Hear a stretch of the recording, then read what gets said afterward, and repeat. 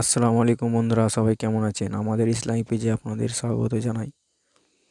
আমাদের আজকে প্রশ্ন হলো তারাবি নামাজ নিয়ে। তো চলুন শুরু করা যাক। প্রথম প্রশ্ন শুরু করার আগে বলি বন্ধুরা, আমার চ্যানেলটিকে লাইক আর সাবস্ক্রাইব করতে ভুলবেন না। চ্যানেলটিকে সাবস্ক্রাইব করে বেল আইকন প্রেস করে রাখবেন, তাহলে এরকম ভিডিওগুলি পেয়ে যাবেন। তারাবি নামাজ পড়ার নিয়ম। তারাবি নামাজ 2 রাকাত করে প্রতি 4 রাকাত পর খানিক বিশ্রাম গ্রহণ করা, এ সময় দোয়া করা, আল্লাহর কাছে প্রার্থনা করা, পরবর্তী 4 রাকাত সুন্দরভাবে আদায়ের শক্তি গ্রহণ করা। অনেক প্রতি 4 রাকাতে পরপর মোনাজাত দেয়, আবার অনেকে একেবারে নামাজ শেষ করে মোনাজাত দেয়। উভয়টি করা যেতে পারে, এতে কোনো সন্দেহ নেই। তারাবি নামাজের ইমাম হোক আর মুসল্লি হোক, প্রতিযোগিতা করে তারাবি পড়ার প্রবণতা পরিহার করা উচিত। কারণ যত তাড়াতাড়ি নামাজ পড়ার চেষ্টাই করা হোক না কেন, তাতে সময়ের ব্যবধানে বেশি হরফের হয় না। সুতরাং সামান্য সময়ের জন্য তারাবি নামাজের সৌন্দর্য বিনষ্ট করতে তারাবি পড়ার প্রবণতা থেকে বেরিয়ে এসে অধিক সওয়াব অর্জনের প্রত্যাশায় ধীর ও স্থিরভাবে তারাবি পড়াই উত্তম। আল্লাহ তাআলা মুসলিম উম্মাহকে খতম তারাবি হোক আর সূরা তারাবি হোক, সব তারাবি নামাজ ধীর স্থিরভাবে পড়ার তৌফিক দান করুন। তারাবির ফজিলত লাভে নিয়মিত রাত জাগরণ করে তারাবি আদায় করা তৌফিক দান করুন, আমিন।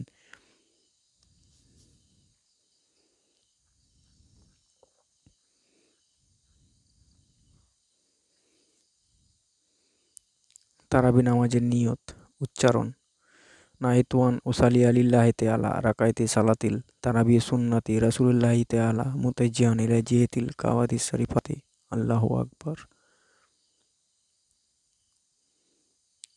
অর্থ: আমি কিবলামুখী হয়ে 2 রাকাত তারাবি সুন্নতে মুয়াক্কাদা নামাজের নিয়ত করছি। আল্লাহু আকবার। তারাবি নামাজে 2 রাকাত পর পর পড়ার দোয়া।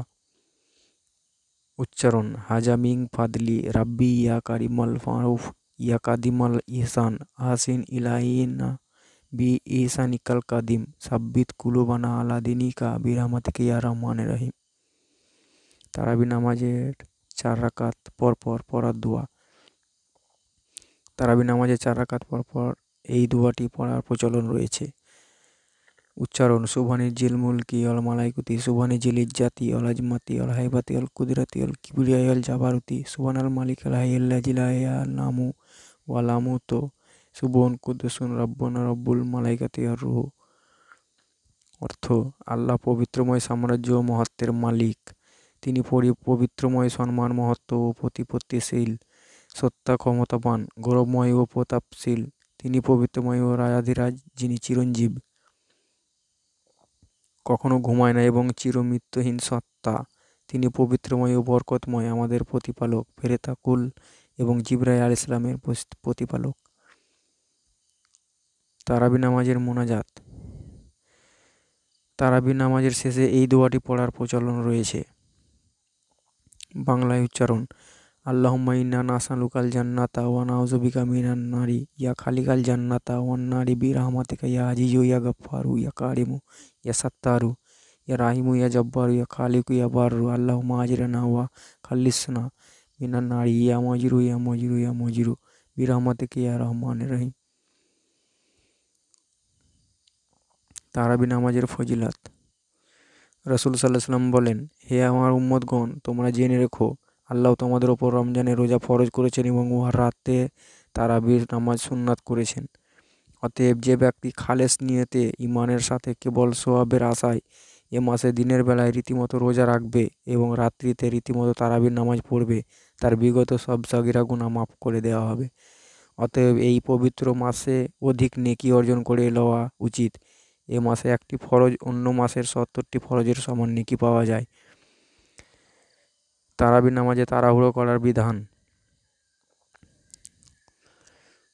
তারাবি নামাজ আদায়ে অতিমাত্রায় তাড়াহুড়ো করা এবং তারাবি নামাজ আদায়ে অবহেলা করা একটি শরীয়ত পরিপন্থী কাজ।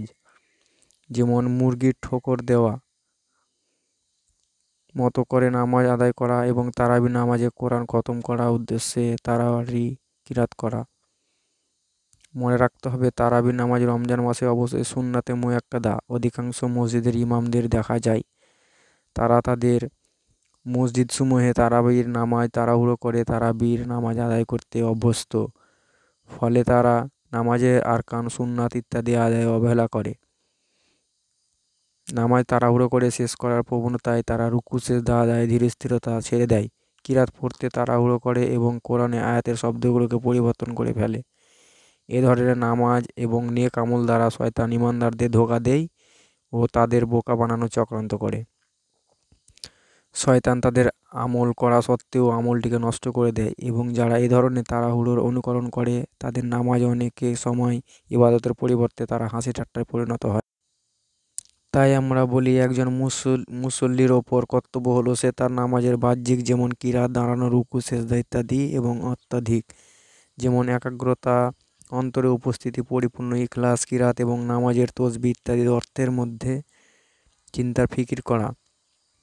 বন্ধুরা, আজকে তাহলে এই অবধি, আবার আসবো নতুন পর্ব নিয়ে। ততক্ষণ বিদায়, ভালো থাকুন, সুস্থ থাকুন, ঈশ্বরের কাছে দোয়া করি। আল্লাহ হাফিজ।